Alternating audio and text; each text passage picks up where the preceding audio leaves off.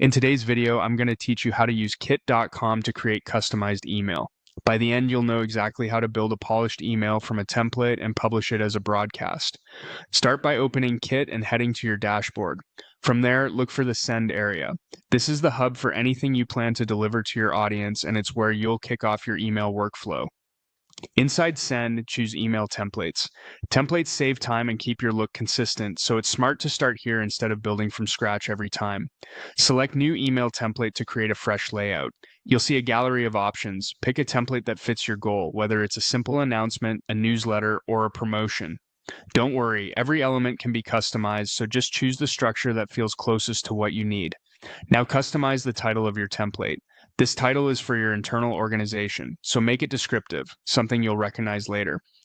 Keeping a clear naming convention helps when you build out multiple campaigns over time. Move into the body content and tailor the copy, images, and buttons to match your brand and message. Keep paragraphs short, use clear calls to action, and make sure your images are compressed for quick loading.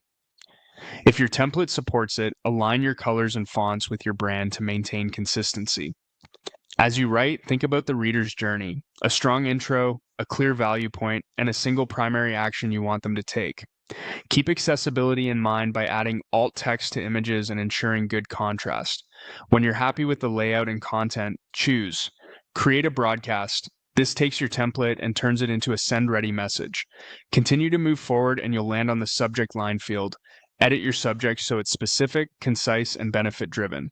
Avoid spammy phrasing and aim for clarity over cleverness. The subject sets expectations for what's inside. Click Continue again to advance through the setup. Use this moment as a final check that your content and subject align.